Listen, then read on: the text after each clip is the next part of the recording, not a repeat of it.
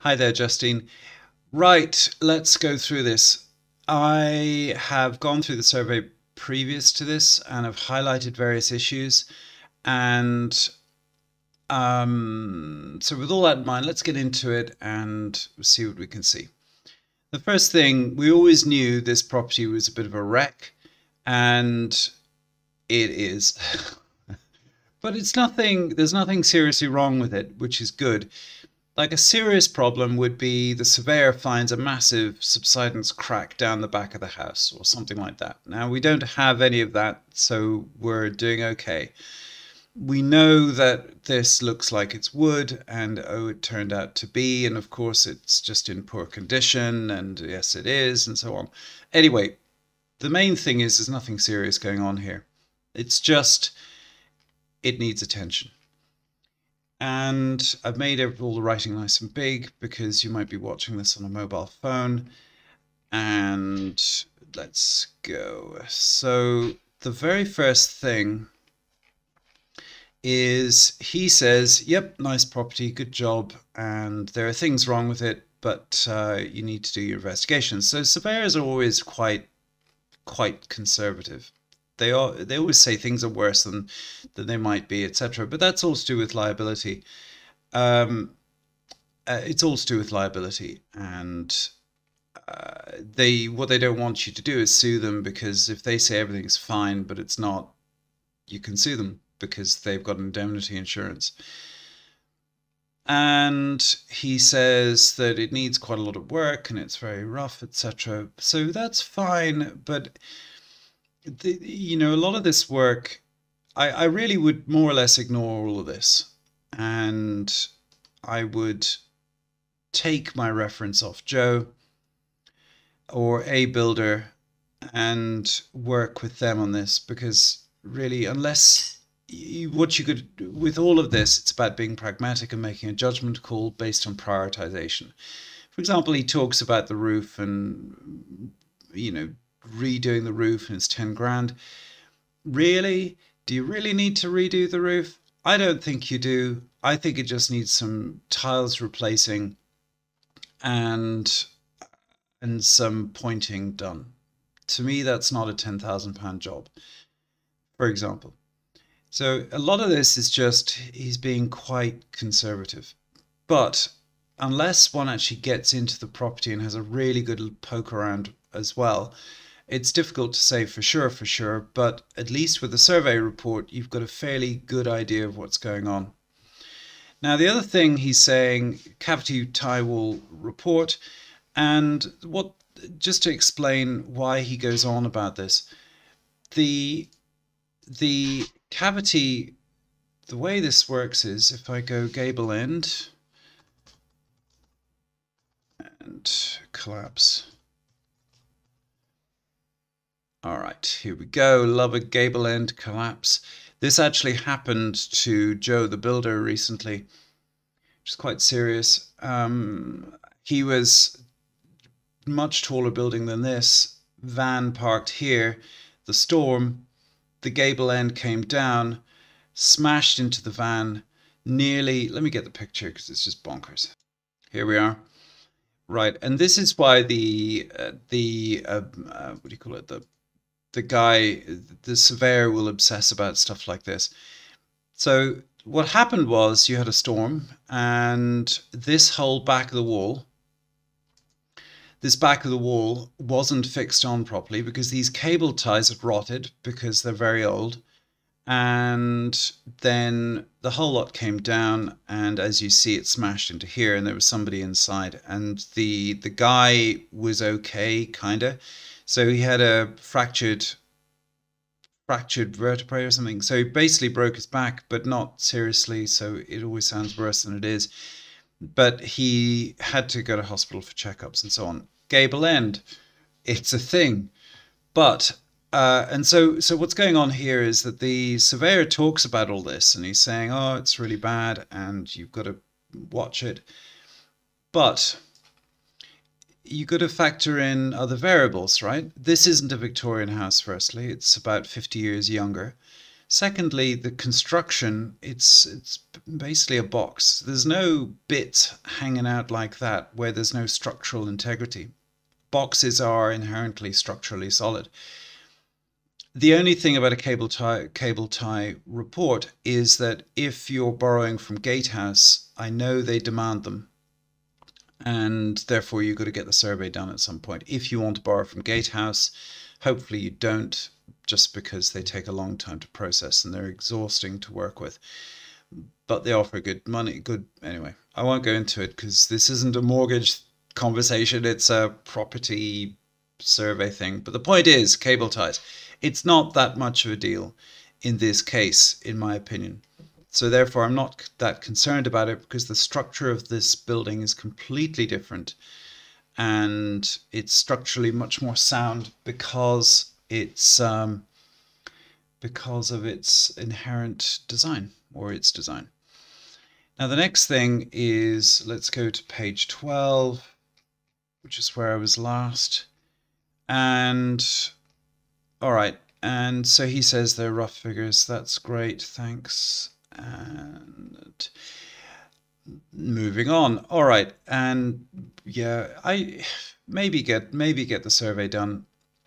I think if you're doing a lot of work on the property, if you want to finance the property, which you do, obviously, it's probably worth doing, just because it'll probably be asked for by the lender. And even if they don't ask for it, the fact that you present it, then it's just one less thing that they can fret about. Do excuse me. Cup of tea. All right. Now he's saying 1930 to 35. Yes. And then he's going into energy efficiency. This property is an EPCC, which is amazing. I don't know how that happened, but EPC isn't about overall property condition, it's about thermal efficiency, so therefore you can have a wreck of a house, but the EPC can be good. And the next thing is that, let's have a look. And what's the next thing I've had? Yeah, so lots of missing pointing, and he can say, yes, it can. It can affect water ingress, so water can get in. That is true to an extent, and it does need sorting out. Now he's saying there's quite a lot of pointing missing on this chimney stack, bearing in mind half the chimney stack belongs to them next door, and then this side is your side. The roof has some moss on it, which he talks about, and he's just saying pitch tip design. Yep, some undulations. You often get that with clay roofs for some reason, but it's not suggesting any weakness, and we know this because he's gone into the loft and had a look inside. And some missing tiles. The great thing about clay tiles is it's easy to fix these problems, and he's saying there's some moss. Okay. So the next thing we're going to look at is the missing tiles, and there's 1, 2, 3, 4, whatever. So there's some moss, and that needs sorting out. He didn't flag up any water ingress here, which is good. So there's lead flashing is probably okay. Overall, the way this would work out is that you would have some trestles or some scaffolding, get up there, replace these. Now the good thing about these tiles are they are made of clay, and let's find my clay tile thing. Is that a picture of clay tiles? Actually, it kind of is. It may be difficult to see, but if I so these tiles here, you might not be able to see them, but they have little notches, and so the tiles are actually held in by gravity, actually, and they just slide in. You notch them here and you're good to go. Now you can nail them in, but generally people don't, as far as I know.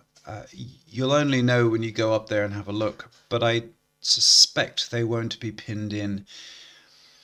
And this is a good thing because it makes it much easier to change these out in the future. And so what will happen most likely is that the tradesman gets up there with their 20 or 30 tiles, they lift up the tile, and then they use a screwdriver or some sort of something to kind of pop out the old tile, and they slot in the new tile. This is very different from slates, where the slate is actually pinned in, and because you've got other slates overlapping it, you can't get at the pin, and therefore what can you do? So what they do is they use a thing called a tingle, and you got two slates like that. You take out the old slate, you yank it out, and then you bang in a strip of aluminium or copper, or lead even, and then it goes like that, a little strip. Then you slot the slate in, and you just have a little wrap around the end, and that holds the slate in. But clay tiles, you don't have any of that aggravation, which is great. And the issue with tingling a roof is you do enough of it and eventually the whole roof needs replacing. But these can carry on. There's no reason, like this roof has got another 30 or 40 years in it for sure. Just in my opinion. I mean, Joe may have a different opinion to me, but based on what I understand and how these things work, you just keep slotting in the tiles, and as they go, you slot in more tiles. Gutters need replacing. Here's some of the pointing issues. So we've got these little dark patches here. Got to do your pointing. And the reason is just because you end up with water kind of coming in here, and then it can kind of gradually work its way into the cavity. It's just not great. But this is a cavity wall, by the way, which is a good thing. So you've got an air gap between the inside wall, outside wall, so that's good. And moving on. Yes, he says it's cavity. Great. And then he's saying there's some tiles, and then what have we got? No visible cracking, that's good. And first floor windows without a suitable lintel support above. Now this is an interesting point, and I would defer to Joe on this, but the way this should work is that you've got a beam of wood here, which is a capping for the wall. So you got the wall, then you got this thick piece of wood, and then the rafters, the joists, rest on that piece of wood, and that's effectively your lintel. And therefore, structurally, why would you have a lintel? Now, here you've got a large span, and I don't know what the deal is here, how that works structurally, because it's quite a large span, but here it's a small span. I don't think it's going to be much of an issue, but it's one of those things you talk to Joe or the builder, whoever the builder is, and you'd go, well, what's your opinion? And is it deflecting? Is it like bowing? Are there any issues? If not, there is no issue. And the other part to this is that the reason as I said earlier, surveyors are liable, thus they have to be conservative, but you make a judgment call based on the risk you want to take. That's roughly the game plan. And here we've got some pointing that's needed, but the interesting thing about this is the mortar joints are very narrow, and therefore water isn't necessarily going to get in, and the brick quality is quite good on the facade. So you can see it's a nice, good brick on the front, less good brick on the back. Thinner mortar joints here. It's just one of those things. Okay, and they're using a red mortar here, I think. Or is it painted? I'm not quite sure. I don't think it's been painted, but you can see this kind of thing going on here on the left on this picture, photo 19. I'm not sure what that's about. This is probably original and it's still intact, so that's good. Oh, I see, it's the flashing. That's right. So it's the lead flashing which needs to be repainted. Assuming it hasn't corroded, it's good to stay. And in removing this, so what one would do, of course, is just change all this out. Now, for some reason, they decided to use wooden windows. I suppose it was nice once. What I suspect happened was that these were done 30 years ago. It's wood, wood rots, and that's a problem. And then at some point in the last 20 years, there was some renovation work done. So this bay window, some other double glazing was put in, and also a boiler was put in. And that's, you often get that where renovations are done in tranches, and that was the last tranche of work there. And here we have more pointing to be done. Gutters probably okay. A lot of moisture around here. Bear in mind, middle of winter, etc., things aren't drying out. But whenever you get this, it's usually because a gutter isn't working right. The water is coming off the top and draining down, splashing back. And so it's just gutter issues. And these are simple things to deal with that have huge long-term implications. More pointing. Here you can see on this side pointing to do, and these back, so there, that was replaced obviously, and 10 years ago these windows were acceptably okay, and you can see next door has done them.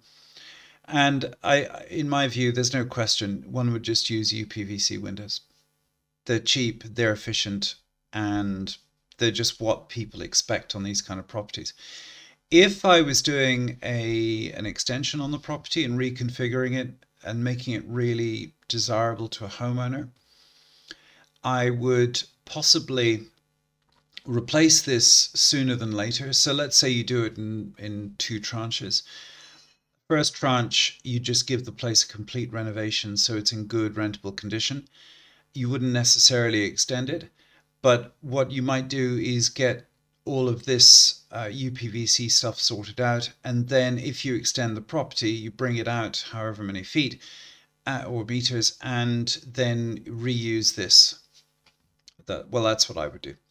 Pointing, you can see some pointing has been done here, and again you see all this dampness and stuff. It's just water, and it wouldn't surprise me if the gutters are leaking a little bit. Here we've got some paint which has come off. You've got a nice big stone lintel here, very good. I like those. Pointing which needs doing.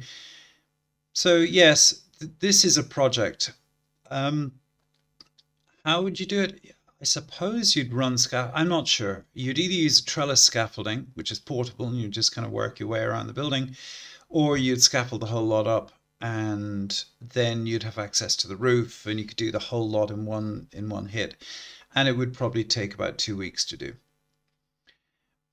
And then it's done and you don't have to do it again, but it is a job to do. And my feeling is that if I was in your situation, I would be inclined to think about this actually, as in get the pointing and the roof done, get the fundamentals done, so all the exterior stuff, i.e. sort out the windows, the pointing, the roof, get all that out of the way because it's not disruptive to the tenant and it has to be done in any event. So the sooner it's done, the less risk there is of long-term damage to the property. But saying that, the interior is a mess, which we'll see in a minute. But I would sort out the guttering and so on. Okay, now the next thing is there's just some helpful pictures here talking about cavity walls. You've got the cavity wall ties and so on. And here we have a nice man putting goop into the cavity wall.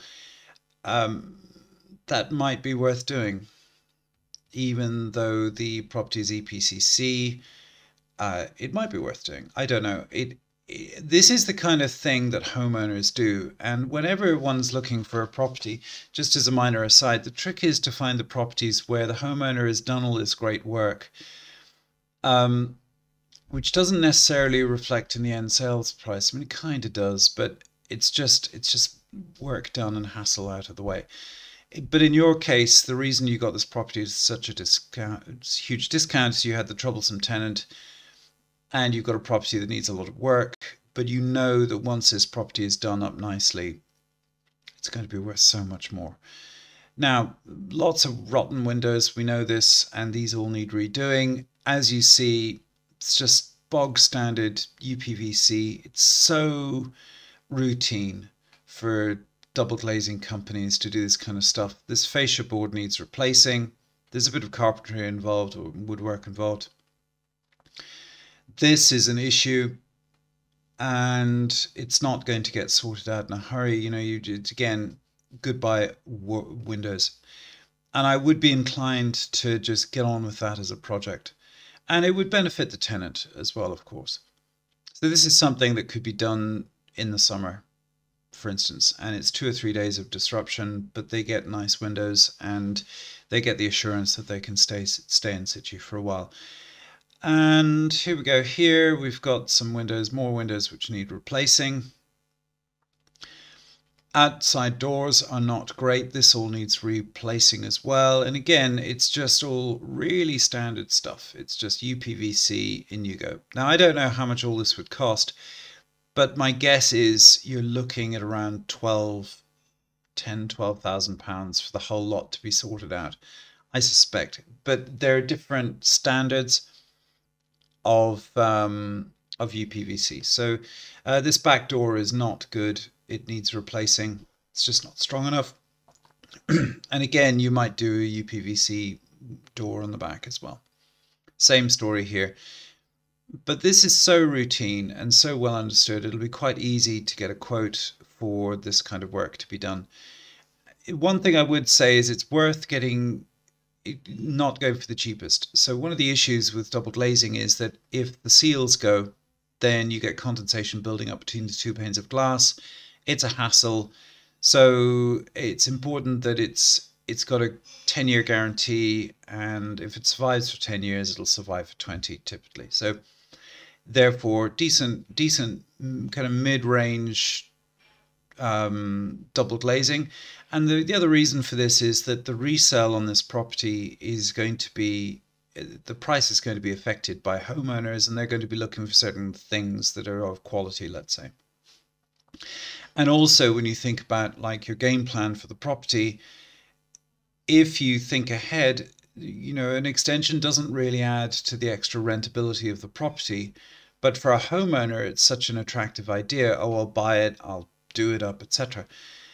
And therefore, when thinking about the renovations for this property, I would be mindful that the future homeowner, whoever it is at some point in the future, will want to do their own thing. But also you've got to make it a good rentable quality. And therefore, it's probably worth ripping out the interior. And we'll talk about that in a minute. Anyway, moving on. And we've got the roof structure, and there's no underfelt beneath the tiles. Yes. All right. So this means that the roof it's the one that was put on the property 80, 90 years ago. And as I say, the good thing about these clay tiles is they just kind of slot in. And in a way, it's a benefit that you've got this going on here, because it means that a tradeswoman could go inside and push the tile out, and then it'll plop off. And so replacing these tiles is really straightforward, relatively speaking, which makes clay tiles really good. Anyway, that's broken. That thing just holds the roof joists up, as you might imagine. It's got a nice roof space. But anyway, loads of insulation. Now, here's something I want to draw your attention to. You see that little mark there? That's a broken tile, and there's some daylight.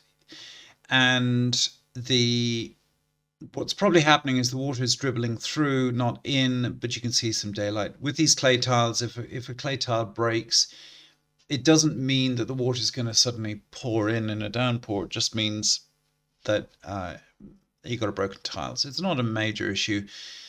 And if it was, if you think about it, then the homeowner would be complaining about damp and whatever, and they would have been fixed, but they weren't, because they weren't leaking. Again, it's just these are so much easier to deal with when repairing than slate tiles are. And here we are here. Now, this may not make a lot of sense visually, but the way these tiles work is they slot. Did I say this? I'm sure I may have done. But forgive me if I'm being repetitive here. But the way these tiles work is they have little slots on them. It's quite difficult to see here, but little slots on the back, and then they just slot behind the wood battens, and job's a good one. And they would be fit into here, and it just gravity does its magic, and off you go.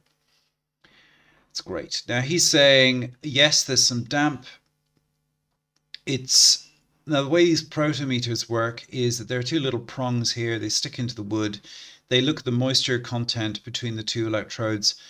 And at the very top, it's really wet. At the very bottom, it's really dry. And then it's LED coloring. And so this is quite damp. That's one issue, but he's not saying wood rot. So let's just see how many. So once this is a caveat: protective membrane, rot, decay. Yeah, there's nothing. He's not saying I've seen loads of rot, which is good. So the roof area looks like it's okay. And that's actually really important, because if you get a load of rot in the roof, then you've got a rotten roof, and then that needs sorting out. But it's basically sound from what I see.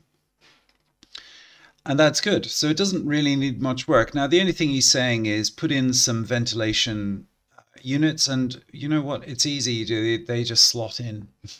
Simple as that. And so if you're doing the pointing, you would do the roof as well. Just do the whole lot in one go, and that makes the whole thing viable. And if you do that, how much would it cost? Well, I don't know. I doubt it would be £10,000, because pointing is not a materials cost, it's a labor cost, and it's not skilled work, and a laborer could do it, or someone with some competence could do it. And it's about 2 weeks work, because you're not going to strip out all of the pointing, you're going to strip out certain areas. Anyway, right, so that's the protometer, that's the damp. It's not that bad. It's middle of winter, of course, it's going to be damp. And here you can see the little lip, see the batten? That's how that works. I keep going on about how I like that clay tiles. Anyway, right, and now we're talking about the interior, the ceilings, and it's a combination of plaster and lath. Just to explain what we're looking at, plaster and lath is kind of annoying in my view. The way it worked was you'd have these strips of wood, then you plaster over it, you get squidgy stuff behind, and over time there are two issues. One is that they would often just use the cheapest of wood, and it would bend and contort and do whatever, and then the plasterer would have to try and flatten out the surface. But it's a human, there's a plasterer having it's never going to be that great. And secondly, if you get water in there, like for example, someone leaves a bath floods or something like that, then they are very prone to collapse, and that's a problem. So here he's saying that it might be a combination of plaster and lath. Now this is quite interesting. This coving looks modern to me.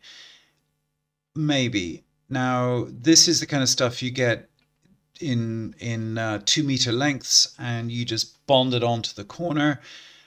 It's very different from Victorian coving. And in old houses, if you see this, it's generally because they've redone the roof or the ceiling, and they've put in this. Anyway, right. The question will be, when the time comes, do you do this? Well, I would, but the tenant can't be in the property. It's got to be vacant possession when this happens. So there's like a tranche of work you can do when the tenant's in situ. And then you've got some issues like this. And arguably, this is a fire safety risk, and I think one has to take this fairly seriously, and I would be inclined to talk to the tenant about this. Now, obviously the property's been rented for a long time, and I don't think this prevents the property from being rented, but it's just a thing. Now, this isn't polystyrene, it's some sort of fiberboard, so it's probably fire resistant. It's just really ugly and unpleasant. And here you can see a lot of very undulating surfaces. One of the classic things with properties in the north of England I've noticed is that they have this awful textured surfacing, but they do it to try and hide the actual ceiling surface. So it's likely that a lot of this is plaster and lath and needs pulling out. But it's such a disgusting, dirty job that you really couldn't do it with the tenant in situ. And some cracking, and then this ceiling, wherever it is. Okay, so this is at the front of the house, I think.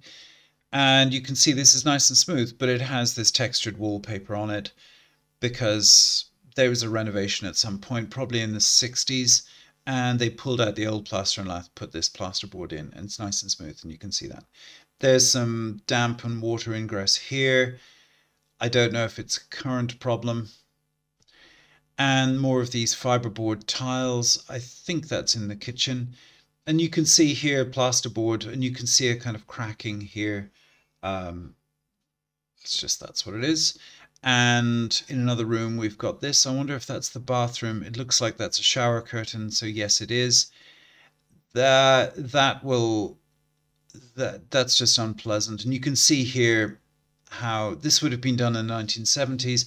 And as building regulations change and get stricter, then certain things are forbidden. So for example, you wouldn't have this wooden paneling today. Building regulations would say, no, you can't do it. You would have to just have plasterboard. You might have insulation behind the plasterboard, but you'd have plasterboard. And he's talking about the plaster and lath, and just talking about the difference between the anyway, the point is this needs to be stripped out and needs to be redone. Again, you're not going to do it with the tenant in situ. It's just too much work.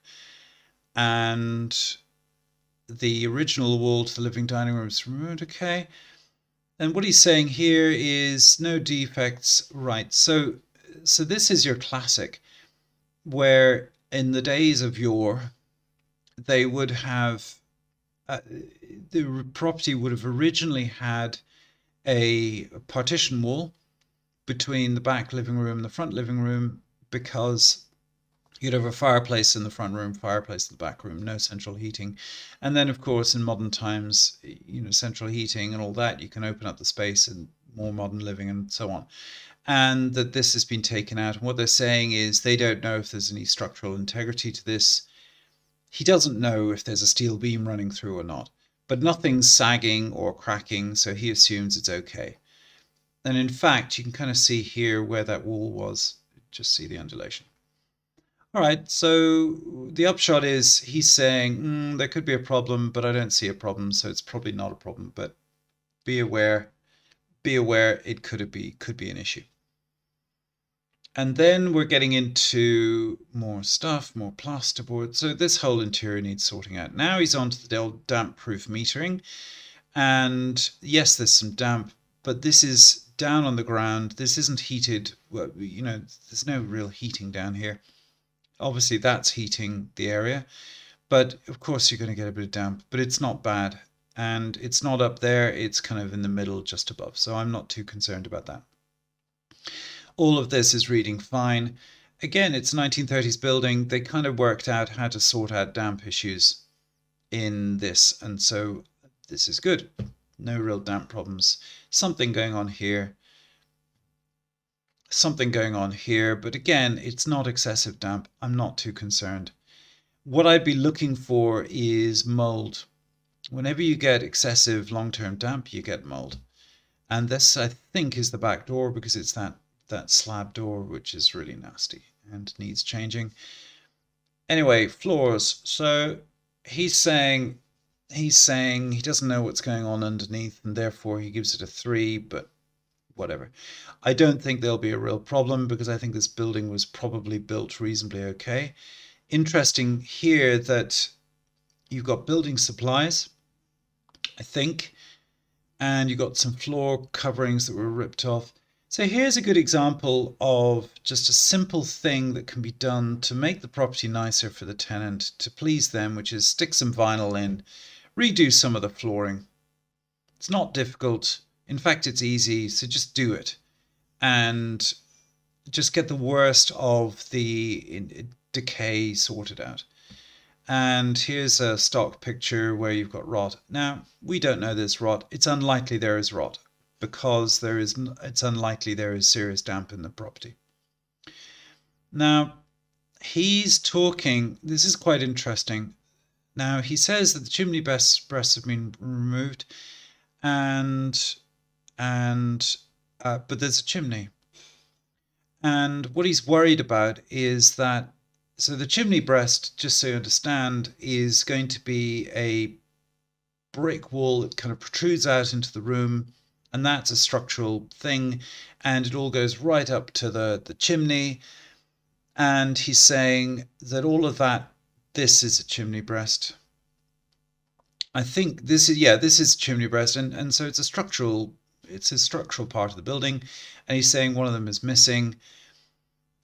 He's saying there may be a problem. I don't think there is. There might be, but he's saying that this is what you do. You have some kind of steel support on the chimney breast above, and then if it's removed below. I'm just not very clear on, he hasn't shown pictures of the support, so he doesn't know because he hasn't looked, or he's tried to look, but he hasn't seen. Okay, and then we're back into that kitchen. The kitchen's a wreck, but it's not a wreck. It's just small, and it's got a gas hob, and it's just dated. And therefore, right, so the stairs looks good. That's good. And it's all very cluttered with a hodgepodge of interior doors. These are not the original doors. They are replacement doors, which you would get. They're just cheap pressed doors. So they're made of plastic, I think, or fiberboard with a core. They're just cheap and unpleasant. But hey. Okay, so he's saying the bathroom's okay. The bathroom is okay. So this is a good example where the landlord has done periodic repairs, and here we are here, because look at the tiling, and it's got a power shower thing here. So the hot water for that doesn't come off the boiler. And moving on, the electricity, so he's got a consumer unit, but he doesn't know it's got circuit breakers. So that looks like a fairly modern consumer unit. That's good. If you're renovating, it may need a more modern one. One of the issues with it, so it doesn't have a test certificate, but that's easy enough to get. One of the issues with these modern boards is that they are very sensitive. So with old wiring, it can trip the boards quite easily. In other words, the fuses keep going off. This isn't going to be an issue here, but the main point is that if you're doing a thorough renovation of the property in the future, then you might, depending on how the wiring works, it's easy to test. You know, an electrician will go in, just do the testing, and you may or may not need new wiring. And he's saying it's 3 because he doesn't have a certificate, but there's the gas meter outside. Good place for a gas meter, actually. And there's the piping, and what have we got next? Central heating, boiler, nice boiler, modern boiler. That's good. So this landlord has done a certain amount of renovation for things that really matter, like the boiler is a mission critical thing. So they've replaced the boiler at some point. And the boiler may or may not need replacing in the future, which is good. I don't think it does need replacing, actually. I think it's all good. And then we've got central heating, and that's all looking okay. And what have we got? The grounds, he's just going on the stuff. Okay. All of this just needs a good old scrub, honestly. And what the hell? Fencing needs replacing, but where's the pride in it? What?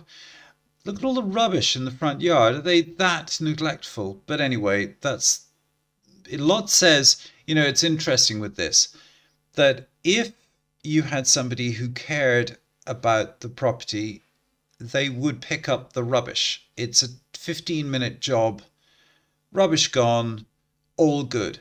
But because this person is happy to live in these circumstances, you probably don't need to do the interior.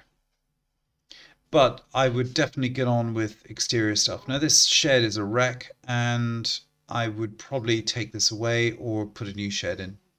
One of the other. It just depends what's in it and whether the tenant uses it for storage. If they don't use it, or if it can't be, just I would probably remove it. And just general disclaimers and risks and disclaimers and stuff. I'll just keep going through this. I'm going to make it smaller because it's just, we don't need to see that. And declarations and things and talk and house diagrams, and that's about that. All right, so okay, overall I think the property's in fairly good shape, relatively speaking. It needs a complete modernization, but based on what I've seen here, the tenant would probably not rather that happen. I think you could, I think if I owned the property, the way I would tackle it is I would do the mission critical, well, the stuff this summer. So that being the exterior stuff, I'd get the scaffolding up, sort out the roof, sort out the pointing, replace the windows, and do a few basic repairs, or replace the back door, obviously the back, all the window, all the woodwork stuff, exterior, replace with UPVC. Then I would remove the shed. I would give the whole exterior a really nice clean up, just make it nice and presentable looking. It's an easy job. It's just a labourer with a jet wash, giving the place a good going over, and fix the fencing. Just everything exterior I'd bring up to standard, and then it's done. You don't have to deal with it in the second phase. The second phase is when you've got vacant possession, and then obviously you do the interior and gut out the whole thing and probably back to brick and just redo it and do it nicely.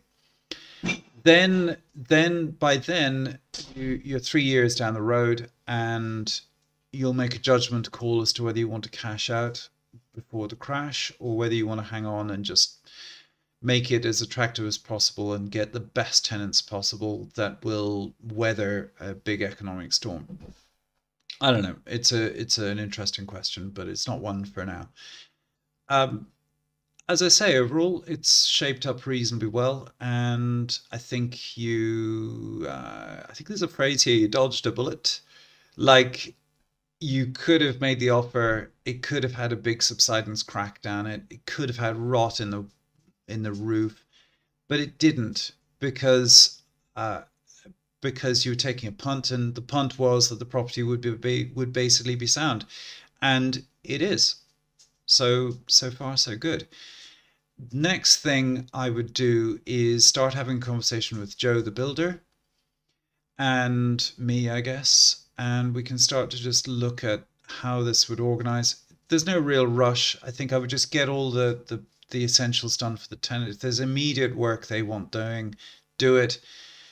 And then just kind of keep them happy, and then get ready for work sometime between June and September, I suppose, or October, that kind of thing. And the good thing is you don't have to take the roof off, just replace some tiles, etc. So the property will remain watertight. The double glazing replacement is a quick job. Yeah, so I think it's all fairly healthy, actually. Anyway, I hope that helps. Thank you.